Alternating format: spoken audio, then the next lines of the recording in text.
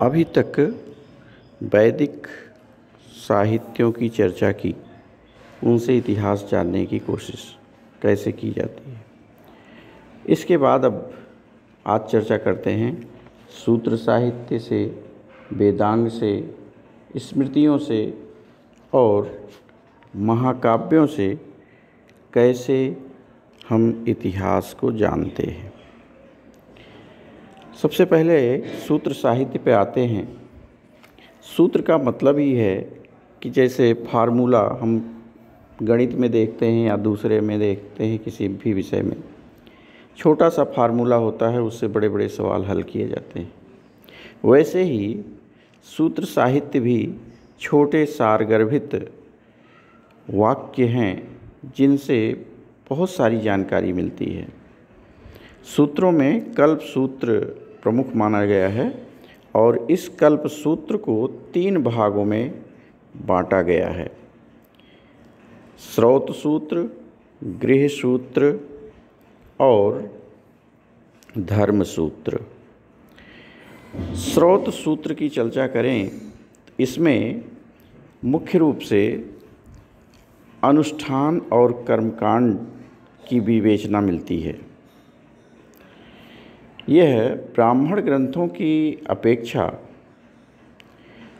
थोड़ा अधिक पूर्ण और व्यवस्थित रूप से प्रस्तुत है। स्रोत सूत्रों में बौधायन स्रोत सूत्र, भरद्वाज स्रोत सूत्र, कात्यायन स्रोत सूत्र, बहुत सारे स्रोत सूत्र आते हैं।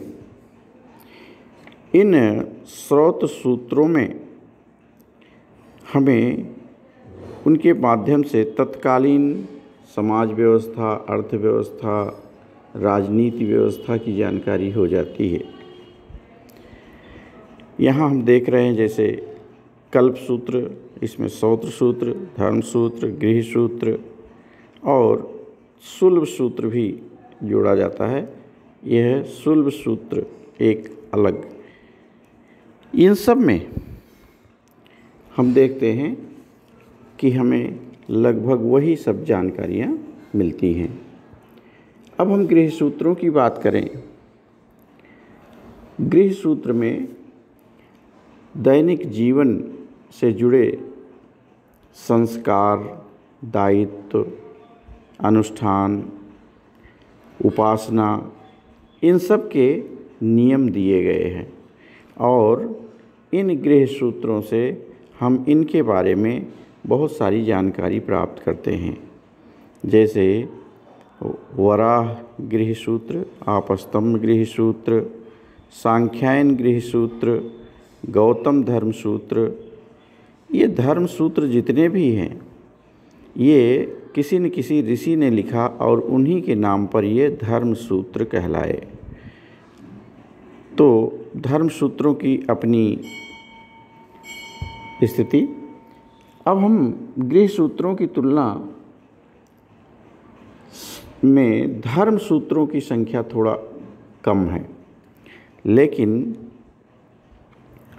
धर्म सूत्र सामाजिक संस्थाओं के बारे में, जहाँ वर्ण व्यवस्था, आश्रम विवाह, शिक्षा इत्यादि और पारिवारिक जीवन तथा आर्थिक गतिविधियों, विशेष करके हम कहें कृषि, पशुपालन, उद्योग, व्यापार, राजनीतिक जीवन, दंड व्यवस्था, चाहे वो दीवानी हो, आपराधिक हो, यानी दीवानी या फौजदारी हो, और इन सब का उल्लेख इसमें किया गया है। तो हम इनका इतिहास अच्छे से जान लेते हैं।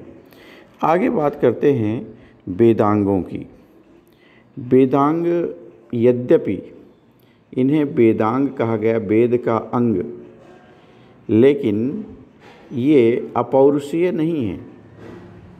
ये अपौरुषीय यानी किसी पुरुष की रचना नहीं मानी गई है जैसे वेदों को, वैसा इसमें नहीं है।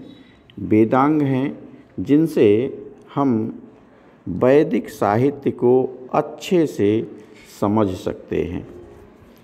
वेदांग के माध्यम से ही हम अपने संस्कृत साहित्य को, वैदिक साहित्य को अच्छे से जान सकते हैं। तो वेदांग में आते हैं शिक्षा, व्याकरण, निरुक्त, कल्प, छंद, ज्योतिष। ये 6 भाग हैं वेदांगों के, और इनके माध्यम से हम जानते हैं। अब शिक्षा के माध्यम से जैसे हमें जानना है, तो शिक्षा में कैसे शुद्ध उच्चारण किया जाए, किसी शब्द को जो शब्द है वैसे ही उस शब्द को बोला जाए, यह कैसे किया जाए, तो इसके बारे में इसमें बताया गया। कल्प के बारे में बात करें तो जैसा अभी देखा कल्प सूत्रों का, वैसे ही लगभग यहाँ भी मिलता जुलता याज्ञिक यानी यज्ञ से संबद्ध विधि विधान की चर्चा की गई है। अगले पॉइंट को देखें, निरुक्त। निरुक्त का मतलब है कि इस में बताया गया है कि शब्दों की उत्पत्ति और उसका निर्माण शास्त्र कैसे है, कैसे हम बहुत सारे शब्द बोलते हैं और उन शब्दों के अर्थ बन जाते हैं, कोई न कोई अर्थ हो जाता है, ये निरुक्त में है। व्याकरण, ये शुद्ध बोलने और लिखने का शास्त्र है, व्याकरण हम सब जानते हैं अच्छे से। छंद, पद्य रचना से संबंधित यह शास्त्र है, और इसमें तरह तरह के छंदों की रचना, उनकी मात्राएं कितनी हों, इन सब के बारे में इसमें बताया गया है। ज्योतिष, ज्योतिष का प्रयोग अभी भी किया जा रहा है, खूब अच्छे से किया जा रहा है। गणित ज्योतिष और फलित ज्योतिष, इसे 2 भागों में बांटा गया है। गणित ज्योतिष में हम ग्रहों की गणना करते हैं, सूर्य, चंद्र, तारे, नक्षत्र जितने भी हैं उनका कौन कब कहाँ होगा, और फलित ज्योतिष में उनका परिणाम क्या होगा। सूर्य कहाँ है, चंद्रमा कहाँ है, मंगल कहाँ है, बुध कहाँ है, गुरु कहाँ है, शुक्र कहाँ है, शनि कहाँ है, ये हमारे ग्रह माने गए। तो इन ग्रहों की स्थिति और उनका मनुष्य और समाज पर पड़ने वाले प्रभाव की बातें ज्योतिष शास्त्र में बताई गई। इसके बाद हम चर्चा करें स्मृति ग्रंथों की। ये स्मृति ग्रंथ बहुत सारे हैं, जैसे कि आप देख सकते हैं मनुस्मृति, याज्ञवल्क्य स्मृति, विष्णु स्मृति, कात्यायन स्मृति, बृहस्पति स्मृति, पराशर स्मृति, गौतम स्मृति, वशिष्ठ स्मृति, व्यास स्मृति, नारद स्मृति, देवल स्मृति, बहुत सारी स्मृति ग्रंथ लिखे गए। ये सूत्र साहित्यों के बाद लिखे गए। स्मृतियों को भी धर्मशास्त्र ही कहा जाता है। स्मृति या धर्मशास्त्र के अंतर्गत हर व्यक्ति के व्यक्तिगत, पारिवारिक, सामाजिक, धार्मिक संदर्भ के माध्यम से नियमबद्ध और शास्त्रोक्त ढंग से करने का प्रयास किया गया। स्मृतियों में एक एक श्लोक में बहुत सारी बातें कह दी गई हैं, और उन गूढ़ बातों को अगर हम समझ लें तो हमारा जीवन नैतिक और धार्मिक आचरण से परिपूर्ण होगा, समाज स्वस्थ होगा। इसकी चर्चा स्मृतियों में है। स्मृतियों में सूत्र साहित्य, विशेष करके धर्म सूत्रों की परंपरा और विषय वस्तु का ही विस्तार किया गया है। तो स्मृतियाँ जितनी भी हैं उनके बाद हम सूत्र साहित्य देखते हैं। सूत्र साहित्य में होता है प्रमुख स्मृतियों में, सब में हमें नैतिकता की बातें, धार्मिकता की बातें, सामाजिकता की बातें, राजा के कर्तव्य, प्रजा के कर्तव्य, आपस के संबंध उनके, इन सब की चर्चा इसमें की गई है। तो स्मृतियाँ इसलिए हमारे राजनीतिक, सामाजिक, धार्मिक, आर्थिक, सांस्कृतिक जितने भी हमारे पास हैं, सब इतिहास के लिए बहुत महत्वपूर्ण हैं। अब हम बात करें महाकाव्यों की। विश्व के प्राचीनतम महाकाव्य हमारे पास उपलब्ध हैं। महाकाव्यों में हम जानते हैं कि 2 महाकाव्य सर्वाधिक प्रसिद्ध हैं, एक रामायण और दूसरा महाभारत। इसमें कई बार विवाद करते हैं कि रामायण पहले लिखा गया कि महाभारत, लेकिन सामान्य तौर पर यह सिद्ध है कि रामायण पहले लिखा गया और महाभारत बाद में लिखा गया।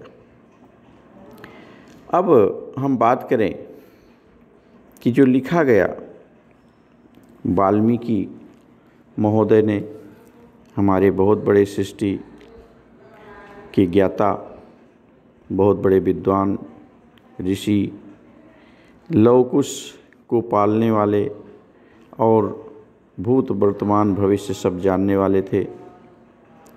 इन्होंने लिखा रामायण और महाभारत दोनों में अगर हम कहें तो सांस्कृतिक इतिहास की सामग्री बहुत अधिक है।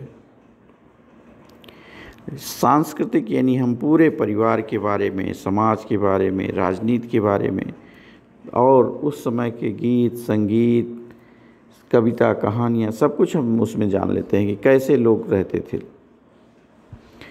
अब हम कहें महाभारत, महाभारत एक ऐसा ग्रंथ है जिसमें सब कुछ दिया गया है, सब कुछ का विवरण है। सब कुछ मतलब समाज में जो कुछ भी है उसका विवरण वहाँ मिलता है। इसमें खुद महाभारत में कहा गया है, धर्मे च अर्थे च कामे च मोक्षे च भारतर्षभ यद् हास्ति तदन्यत्र यन्ने हास्ति न तत्क्वचित्। यानी धर्म, अर्थ, काम, मोक्ष, सब जगह जो कुछ भी है और वह सब इस महाभारत में लिख दिया गया है। कोई ऐसी चीज़ बाकी नहीं बची जो महाभारत में न लिखी गई हो। सब कुछ महाभारत में है, तो सब कुछ हमें प्राप्त होता है। उस समय के सारी बातें, हमें जानकारी जितना हम जानना चाहें, अच्छे से अच्छे, बुरे से बुरे कर्म करने वाले, नैतिक से नैतिक, धार्मिक से धार्मिक, हर व्यक्ति के बारे में हम जान सकते हैं। उनके उपदेश हम देख सकते हैं, उनके बहुत सारी चीज़ें सजीवता के साथ हम जान सकते हैं कि उस समय कैसे क्या हुआ। ये ध्यान रखना है कि इन दोनों की रचनाएं बहुत पुरानी हैं, लेकिन कब की हैं अभी इनकी डेटिंग नहीं हो पाई है, इनकी तिथिक्रम नहीं निर्धारित हुआ है। हाँ, ये ज़रूर है कि बहुत सारे पुरातात्विक साक्ष्यों से हमें पता चल गया कि अयोध्या कहाँ थी, जनकपुरी कहाँ थी, कुरुक्षेत्र कहाँ है, इंद्रप्रस्थ, हस्तिनापुर, इन सब नगरों का अस्तित्व था, लेकिन वो कहाँ था ये हमारे पता लग गया है।